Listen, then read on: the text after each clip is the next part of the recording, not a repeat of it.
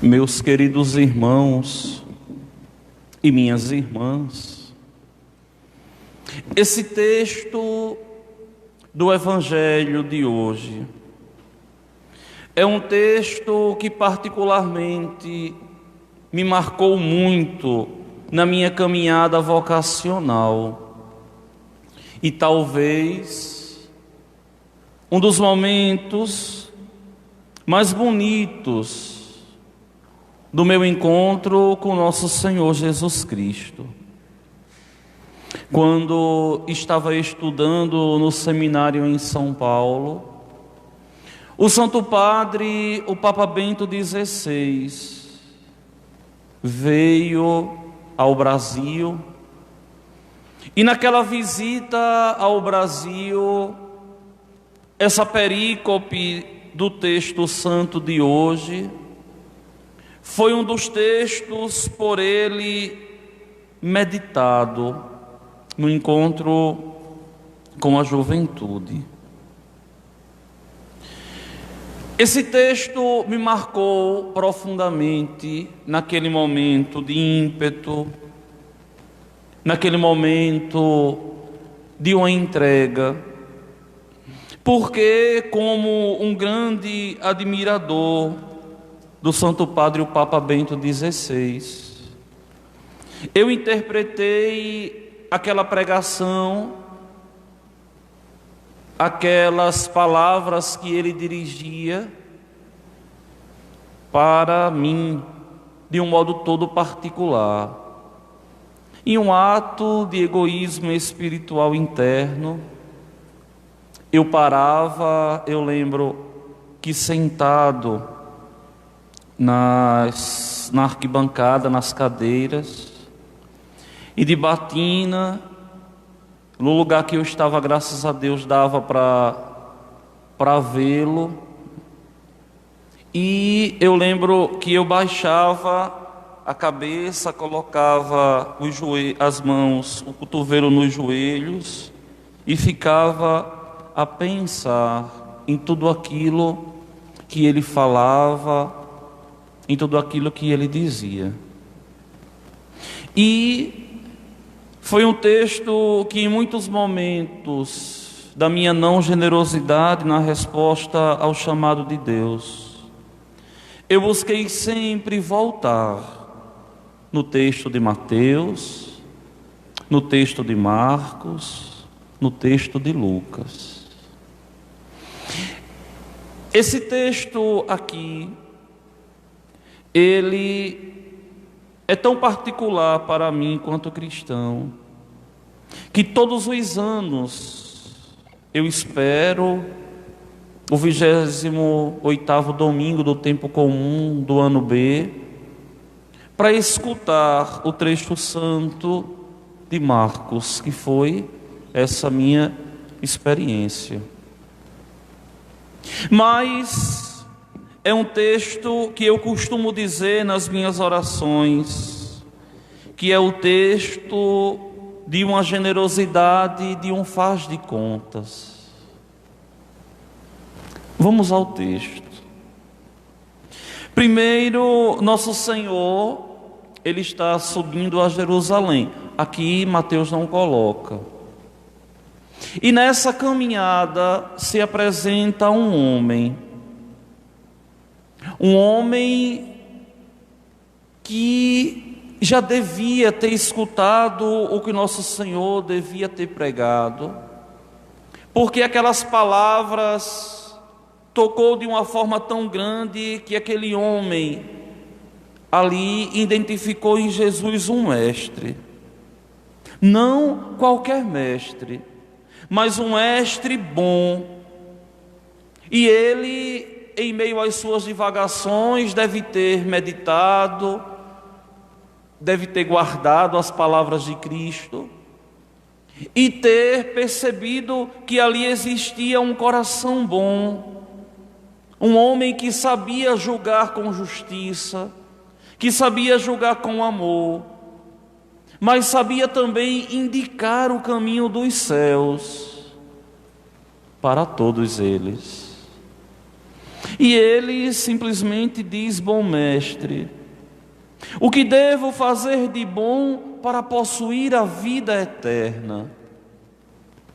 Olha, que aqui é um questionamento, meus irmãos, muito próximo de nós.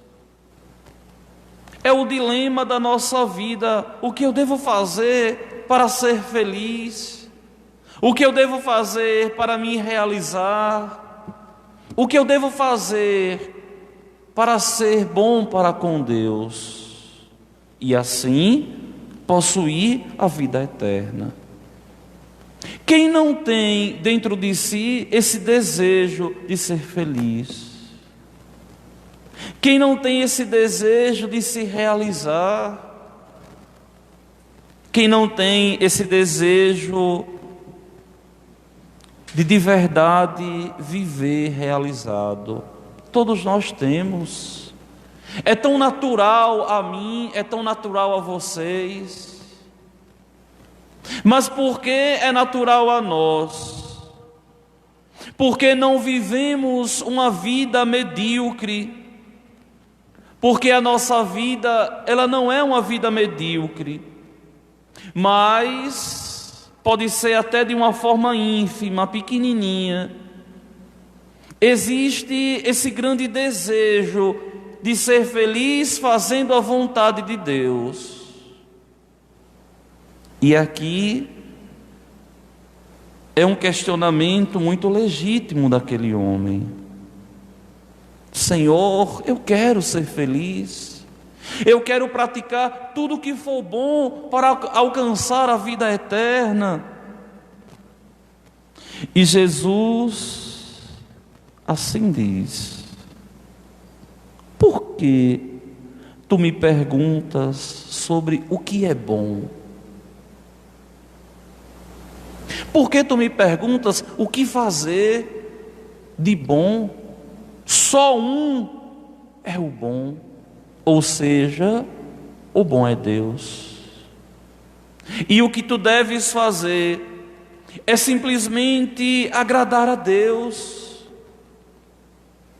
simplesmente buscar na tua vida se relacionar com esse teu amigo que te quer bem, mesmo você muitas vezes querendo o mal. E nosso Senhor continua: se tu queres entrar na vida, observa os mandamentos. Os mandamentos, sim, os mandamentos. E ele diz: mas quais mandamentos, Senhor? E Jesus dá a lista dos mandamentos: não matarás, não cometerás adultério, não roubarás, não levantarás falso testemunho, honra teu pai e tua mãe, ama teu próximo como a ti mesmo. 6. Faltaram 4 dos 10. E aquele jovem ali todo orgulhoso, todo feliz, diz: mas tudo o que ele falou eu observo. Talvez propositalmente nosso Senhor deixou 4, porque sabia que ele não vivia os 4. Tanto é que amar a Deus sobre todas as coisas, aqui o Senhor não coloca. Não chamar seu santo nome em vão, nosso Senhor não coloca. Guardar os domingos e festas, não é? No caso, observar o Shabat aqui, nosso Senhor também não coloca. E também não cobiçar as coisas alheias. E ele, todo feliz, porque nosso Senhor acertou os mandamentos que ele vivia, vai dizer: mas eu tenho observado todas essas coisas, eu faço tudo isso. Sim, minha gente, é verdade que muitas vezes cumprir a lei para o bem do nosso nome é bom, E nós fazemos isso muito facilmente. Muitas vezes uma pessoa tem até vontade de trair a esposa, mas não trai, porque tem medo da repercussão, mas ali dentro falta generosidade. Tem medo do nome para a lama, mas existe uma vontade. E aí a gente pode aplicar em todos os outros mandamentos. E ele diz: Senhor, eu observo tudo isso. Meus irmãos, servir a Deus não é só cumprir a lei, não. Isso é muito pouco. É preciso ser generoso. É preciso dar a Deus com generosidade. Muitas vezes eu vejo as pessoas que têm até vontade de servir a Deus de uma forma perfeita, mas são tão mesquinhas para com Deus, não têm a generosidade muitas vezes de fazer um sacrifício por Deus, de perder tempo, de gastar tempo com o Senhor. Olha, eu vou dizer uma coisa para vocês, que talvez vocês nem possam entender agora, né? Mas eu não seria um padre muito melhor na amizade com Cristo se eu não tivesse passando por essa quarentena. Eu considero esse tempo da quarentena o tempo mais precioso do meu sacerdócio, o tempo mais precioso da minha vocação depois que eu saí do seminário, porque eu tenho tempo, estou tendo tempo esses meses, não só de fazer as coisas por Deus, mas de estar com Deus. É preciso ter generosidade para responder com amor a Deus e entender que é nesse abandonar-se em Deus que a gente vai tomando consciência daquilo que nós somos. Se você cumpre só aquilo que é pedido pela igreja, não vai alcançar os céus. É preciso ser generoso. Vocês, principalmente que estão no seminário, devem entender que devem ser generosos para com Deus. E a generosidade passa justamente pelos momentos que a gente perde estando com nosso Senhor. Porque, por incrível que pareça, é o que de mais precioso nós temos. Hoje à tarde, em uma conversa espiritual com Marcelo, eu dizia assim: olha, Marcelo, eu, Padre Washington, não tenho mais sonho nenhum. O único sonho que eu tinha na minha vida era ser padre, e esse sonho Deus realizou. Não tenho mais sonho nenhum. Foi? Não tenho mais nada. E ele me dizia assim: mas padre, para uma pessoa chegar a esse nível, é preciso ser muito generoso, é preciso se entregar muito, custa muito. Eu disse: não, é preciso rezar. E ele falou: isso mesmo. Eu disse: sim. Porque, olhem, no final das contas, é essa nossa generosidade que vai dando sentido à nossa vida. Ser dócil a Deus. Se Deus te pede alguma coisa, mesmo que te custe, mesmo que te faça sofrer, Mesmo que você não entenda porque Deus está pedindo, meu filho, entregue sem medo, Ele sabe o que é bom.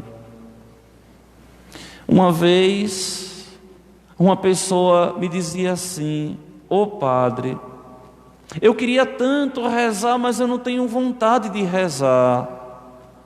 E eu dizia: mas eu também não tenho muitos dias, eu não tenho vontade de rezar. Quantos dias, meu Deus do céu, eu não tenho vontade de rezar. Tão preocupado com tanta coisa, num corre-corre tão grande. Mas eu não devo pautar a minha oração se eu tenho vontade ou se eu não tenho vontade. Eu devo pautar a minha oração pela disciplina. É a minha hora de estar com Deus, eu vou estar lá. Se eu tiver vontade, eu vou estar com Ele.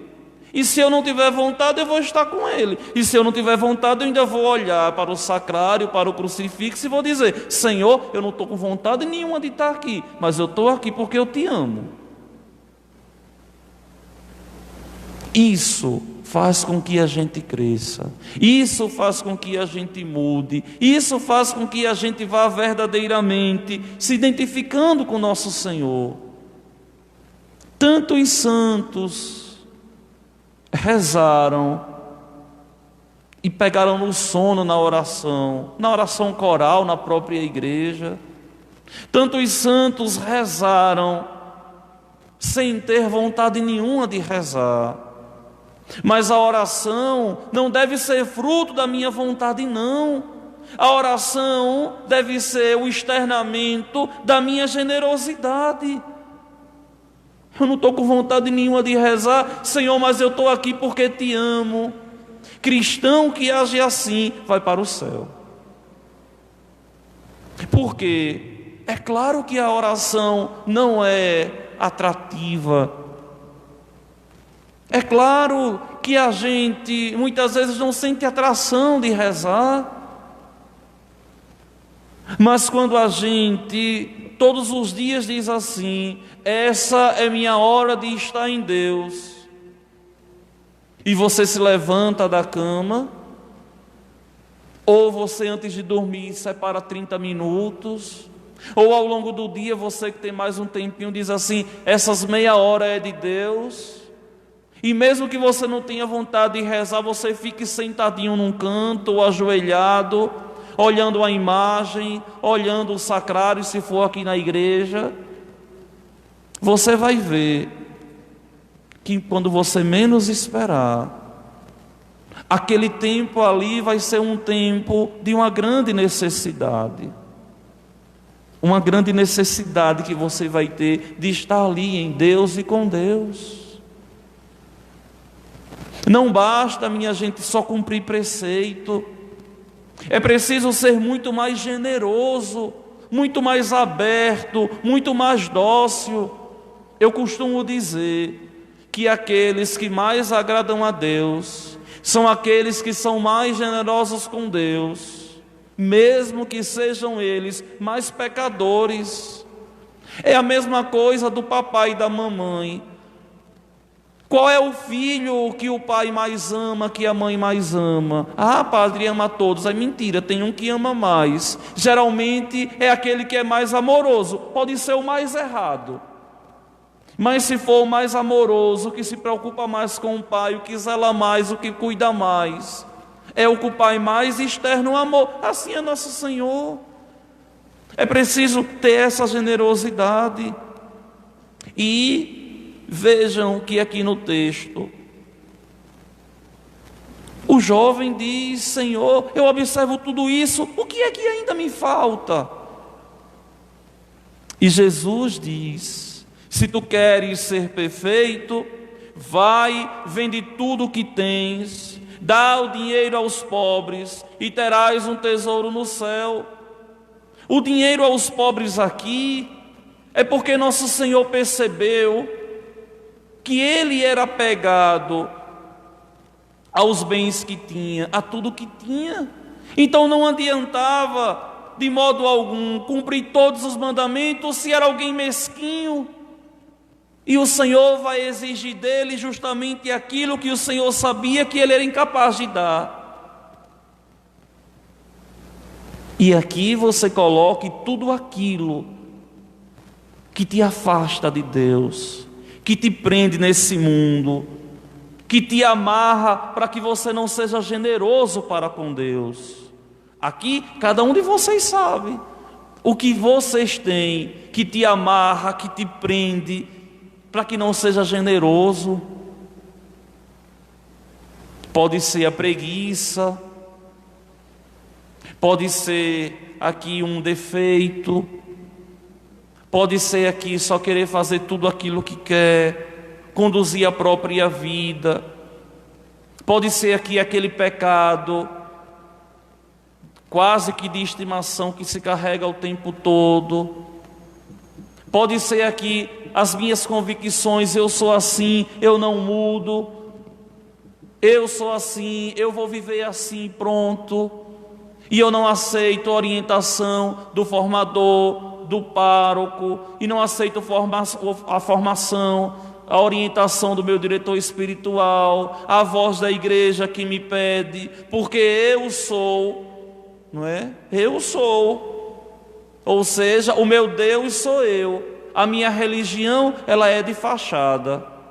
É uma religião de faz de contas. E o Senhor diz: depois que você se desapegar, você venha e siga-me,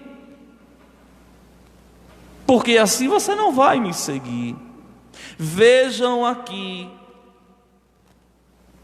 quando ouviu isso, o jovem foi embora cheio de tristeza, porque era muito rico, ou seja, porque era muito apegado ao que tinha, e foi incapaz de deixar tudo. Talvez esse jovem aqui seria o grande apóstolo da igreja, conhecido até hoje.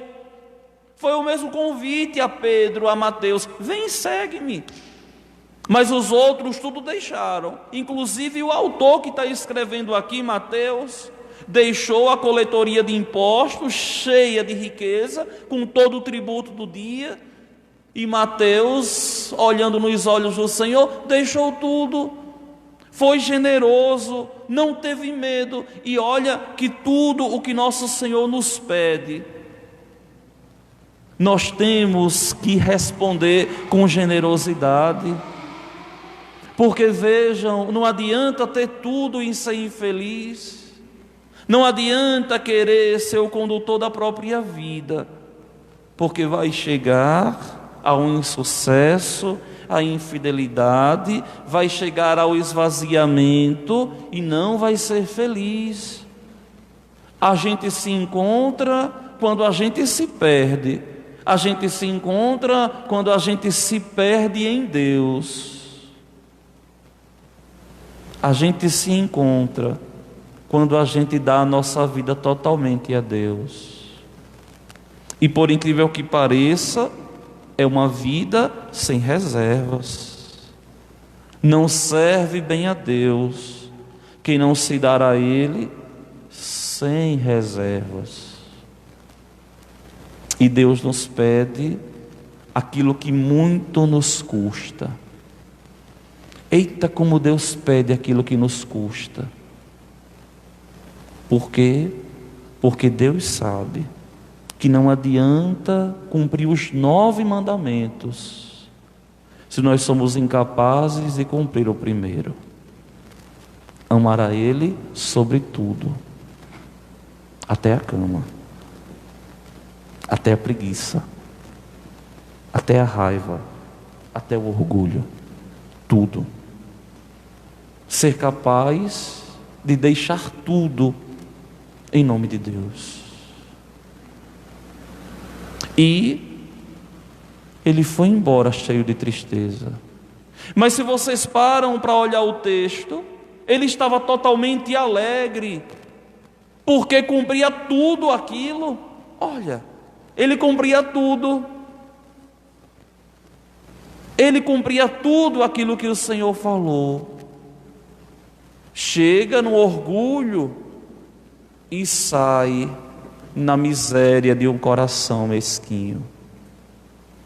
Esse texto aqui, tudo que eu digo para vocês, é aquilo que eu luto para viver todos os dias, de ter generosidade, de entender que é na entrega generosa que eu vou sendo feliz. E essa mesma entrega generosa é que vocês, cada um na sua condição, também vai sendo feliz. Ou a gente se dar por inteiro, ou é melhor ir embora e dizer: Senhor, eu sou incapaz de te seguir. Ou a gente vai aprendendo e deixando aos pouquinhos aquilo que vai nos pesando, ou em um determinado momento na caminhada a gente não vai aguentar. Eu lembro dessa imagem quando, na minha direção espiritual, num dos meus primeiros anos, não é? Eu não sei se eu contei isso para vocês, mas quando eu cheguei no seminário em Palmeira dos Índios, eu lembro, não é, que eu sempre fui um homem de muitas coisas, não é? E eu levei, não é, muitas coisas. E no meu propedêutico, nós tínhamos direito no quarto, moravam 4 por quarto, né? Depois ficaram só 3. E o guarda-roupa, ele tinha 4 partes. Cada parte do guarda-roupa, de cima a baixo, um guarda-roupa de metal, não é? Da cor de inox, não é? Pintado daquela cor assim. Eram 4 partes. O lugar para colocar as roupas no cabide, e embaixo uma prateleira para colocar alguma coisa embaixo. Por incrível que pareça, a parte do guarda-roupa não deu para colocar nenhuma mala minha. Não deu, né? Já fiquei frustrado. Aí, para remediar no quarto, os outros 2 que moraram comigo, os 2 padres hoje, o padre Edivaldo, está na cidade de Olho d'Água das Flores, que vocês conhecem, e o padre Gutenberg, que está hoje na diocese de Osasco, né? Mas é do Instituto da Bahia. E eles 2 assim disseram: não fique com essa outra parte aqui. Aí eu fiquei com as 2 partes, mesmo assim não cabia as coisas. Eu tinha que ficar ainda tirando as coisas da mala. E o meu diretor espiritual do meu primeiro ano, o padre Lázaro, ele me disse assim: olha, Washington, isso, ele nem sabia desse episódio que o guarda-roupa não cabia as coisas. E lá na frente ele disse assim: você está começando a caminhar, e você tem que entender que não vai poder carregar muitas coisas, porque quando a gente anda muito com um peso, a gente cansa. Se você quer chegar no seu objetivo, você tem que ir deixando os pesos. E vai ter momentos que você vai carregando, e você vai dizer: para eu chegar lá eu tenho que deixar isso aqui. Você não vai ter forças, e vá deixando, e vá deixando, e vá deixando. E essa vida de vocação é isso mesmo, a gente ir deixando tudo e assumindo aquilo que Deus quer. E essa vida de cristão católico é isso mesmo, é a gente deixando tudo e ir crescendo na amizade com Deus para alcançar os céus. Muitas vezes eu vejo tantas pessoas com generosidade que querem responder ao amor de Deus, mas caminham com peso e cansam, e preferem desistir da caminhada do que abandonar aquilo que está cansando. Para seguir a Cristo, não carregue o que te cansa para afastar do Senhor, mas para seguir a Cristo, só carregue aquilo que é essencial no teu coração, para que te faça abrir espaço para Ele tomar de contas e tudo preencher.